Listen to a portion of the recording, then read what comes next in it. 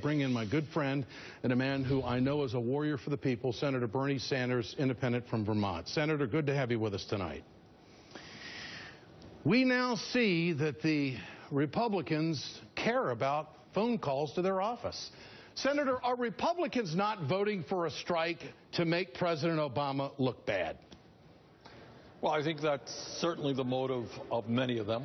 On the other hand, Ed, they are getting calls from their districts, which are saying that people are tired of war.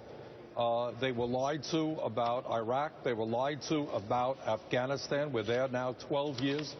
And as you've just indicated, very passionately and correctly, what the people of this country want right now is a focus on the part of the Congress and the President to start ending the collapse of the middle class, record high poverty levels, growing income and wealth inequality in America, and most importantly, the need to create millions of decent paying jobs and to put our people back to work. That is what the American people want. Are the Republicans interested in those issues? Absolutely not.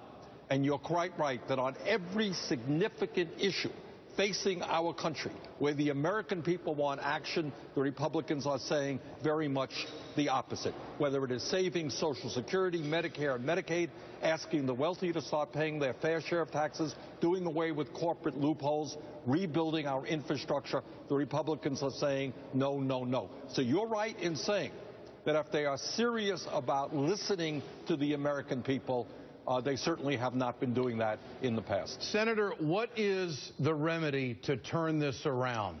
What do you suggest? Right, what's the solution? All right, let me be very, very honest with you. And I'll tell you this, that what the President of the United States has got to do, and I got to tell you, a lot of people are disappointed in the President in terms of this war effort, in terms of the NSA business, etc. This President has got to say, and be honest about it, and say, look, our country today faces enormous crises. We are moving in the wrong direction.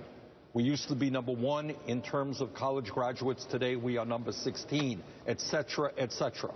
And the reason that we are not moving forward is that we have right-wing extremists who are now controlling the House of Representatives, and this country is never going to go forward unless we end right-wing rule in the House.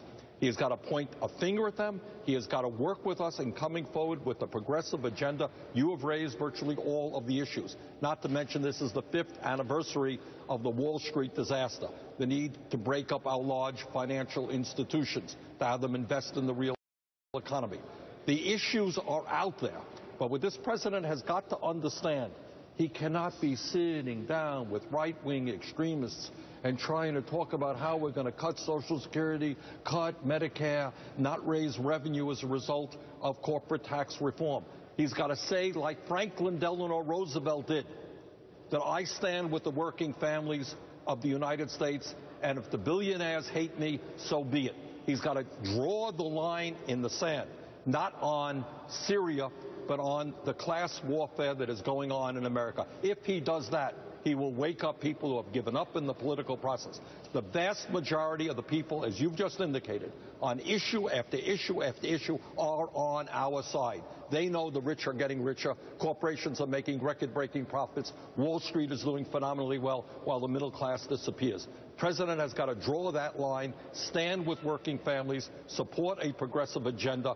In that case, I think we can win and do some phenomenal things. Senator, I don't think anybody could have said it any better. And that's where the country is right now. So in the midst of all of this conversation about these righties out there saying that, well, they're listening to their constituents, and so that's why they can't give the President the vote on to strike, or the power to strike, or the legal approval, whatever you want to call it, to strike Syria, because they're listening to the people. I think they're hypocrites if they go home and they turn their back on a 70% approval rating to get a jobs package done. I mean, it just is amazing. And the only way this is going to happen is if local media people around the country hold these righties accountable. Well, you wanted this when it was a high percentage, but you didn't want the background checks at 91%. So they're playing to the corporate world. They're praying to the people who are lining their pockets to get them reelected. That's what they're doing. That is exactly what they are doing, and that's what Citizens United makes even worse. I mean, you know, Ed, sometimes commentators say that we are a very divided nation, and on some issues we are. But on all of the issues you talked about, the need to protect Social Security, Medicare, and Medicaid, the need to create millions and millions of decent paying jobs. Do you know what African American youth unemployment is today in this country? It's staggering low. Yeah. It's over 40%. That's a generation of kids who we are leaving behind. The American people want to deal with that. They want to raise the minimum wage to a living wage. So there are all kinds of issues out there that bring us together. But the big money interests, the Wall Street guys, are on the other side. What we need is the President and Congress to work together to rally the American people. Senator Bernie Sanders, great to have you on the Ed Show always. I appreciate your time, sir. Thank you so much. Thank you. Remember to answer tonight's question there at the bottom of the screen. Share your thoughts with us on Twitter at Ed Show. Light it up and follow us.